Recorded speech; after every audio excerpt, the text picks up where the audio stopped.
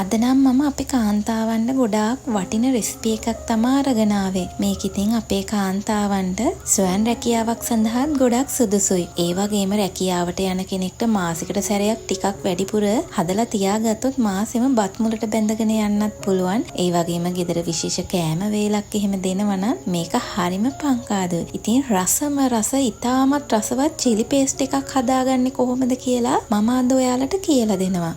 මේ Chile paste එක හදන්න ඉතින් ඉතාමත් පොඩි දේවල් ටිකක් තමයි වුවමනා වෙන්නේ. බීලුණු ටිකක්, ඒ වගේම තලාගත් ඉඟුරු සුදු ලුණු, කෝනිස්සෝ, තක්කාලි සෝස්, සෝයා සෝස්, හීනියට කපාගත්ත කරපිංචා, ඒ වගේම රම්පෙටියකුත් තිබ්බොත් හොඳයි. ඔයාලට තියෙනවා නම් ගන්න පුළුවන්. නැතිනම් ඒත් ප්‍රශ්නයක් නෑ. තව කෑලි මිරිස් ඉතින් කොහොමත් ඕනේ චිලි පේස්ට් එක හදාගන්න. තව මීට අමතරව ලුණු ටිකක්, අපිට බැද ගන්න පොල් තෙල්, ඒ දේවල් තමයි අමතරව ඕන වෙන්නේ. තව සීනිත් උවමනා වෙනවා. මුලින්ම මම තාච්චියක් ලිපේ තියාගෙන ඒකට බදින්න අවශ්‍ය ප්‍රමාණයට තෙල් දානවා. තෙල් දාගෙන ඉවරලා තෙල් ටික රත් වීගෙන එද්දි මේකට කෝනිස්සෝ දාගන්නවා. කෝනිස්සෝ ග්‍රෑම් 200ක් විතර වගේ මම මෙතන එකතු කරන් දෙන කෝනිස්සෝ හොඳට සෝදලා වතුර මෙරිකලා අරගෙන තමයි මේ බැද ගන්න දාගන්නේ.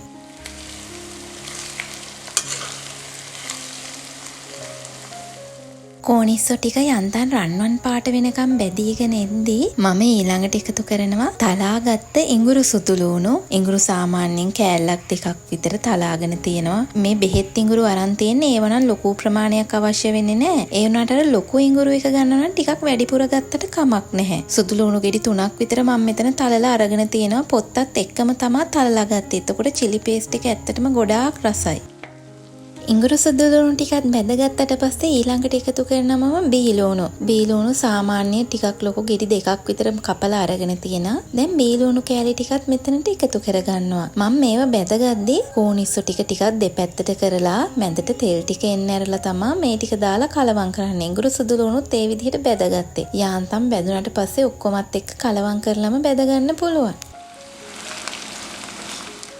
ලුණු ටිකක් සාමාන්‍ය ගානට බැදීගෙන ආවට පස්සේ මම ආයෙත් මේකට එකතු කරනවා හීනියට කපාගත්ත කරපිංචායි රම්පේ. රම්පේ නම් ගොඩාක් දාගන්න අවශ්‍ය නැහැ. මොකද රම්පේ අපිට ඉතින් කන්න බෑනේ. රම්පේ පොඩ්ඩක් දැම්මහම ඇති. කරපිංචා ටිකක් වැඩිපුර එකතු කරනවා. කරපිංචා කැවෙන එක ඉතින් ගොඩාක් හොඳයිනේ. මොකද මේ චිලි පේස්ට් එකේ තෙල්, සීනි, ඒ දේවල් වැඩිපුර තියෙන නිසා කරපිංචා ටිකක් යහමින් දැම්මට කමක් නැහැ.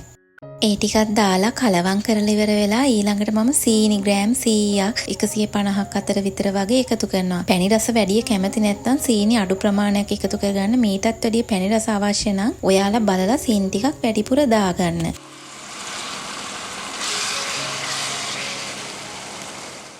සීනි ටිකත් හොඳට කලවම් කරලා ඒක පැණි ගතියට වගේ එද්දී ඊළඟට මම කරන්නේ මේකට රස අනුව ලුණු දාගන්නවා. ලුණු ඔයාලා මේ වෙලාවේ දාගෙන පස්සේ මේක හදලා ඉවරුනහමත් ලුණු මදි නම් ලුණු කුඩු ටිකක් අපිට එකතු කරගන්න පුළුවන්. මේ වෙලාවේ මම ලුණු ලොකු ප්‍රමාණයක් ඉතින් එකතු කරන්නේ නැහැ. පස්සේ බලලා මදි පාඩු වුණොත් එකතු කරනවා.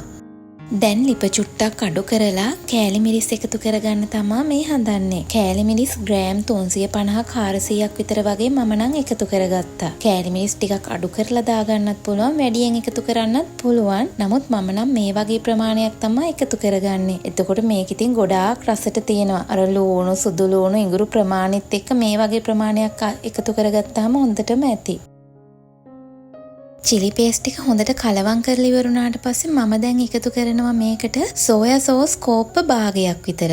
ඒ වගේම තව තක්කාලි සෝස් කෝප්ප භාගයක් විතරත් මේකට එකතු කරනවා. මේ දෙකත් හොඳට එකතු කරලා චිලි පේස්ට් එක තව හොඳට මේවත් එක්ක කලවම් වෙනකන් හොඳට හැන්දෙන් කලවම් කරන්න ඕනේ. ඉතින් ඇත්තම කිව්වොත් මේ චිලි පේස්ට් එක ඒ තරම් රසයි.